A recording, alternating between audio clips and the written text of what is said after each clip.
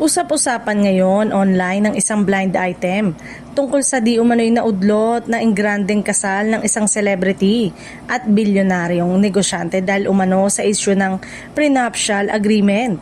Agad namang pinagtagpi-tagpi ng mga netizen ang mga detalye at marami ang naniniwalang sina Bea Alonzo at Vincent Co ang tinutukoy sa controversial na ulat. Ayon sa blind item na inilabas ng bilyonaryo, isang billionaire heir at isang Filipina European beauty bride-to-be umano ang hindi nagkasundot pagdating sa prenup agreement bago sana ang kanilang kasal sa Spain.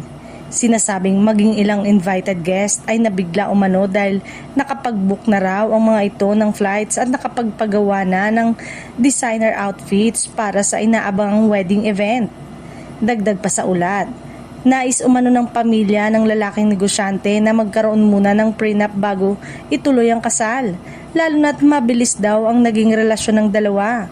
Gayunpaman, ayon sa blind item, hindi raw sang-ayon dito ang babae dahil naniniwalang itong hindi dapat maging basihan ng relasyon ng usaping pinansyal.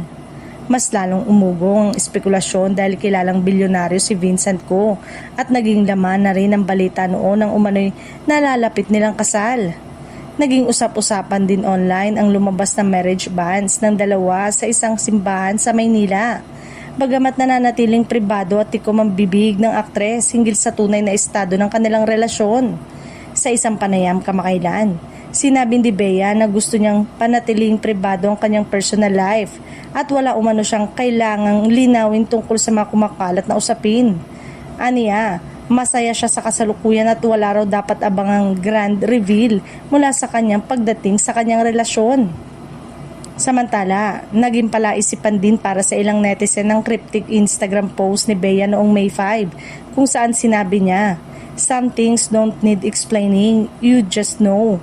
Hanggang ngayon ay wala pang kumpirmasyon mula kina Bea at Vincent tungkol sa mga balibalitang ito, kaya nananatiling lamang na haka-haka at online speculation ng lahat ng lumalabas na impormasyon.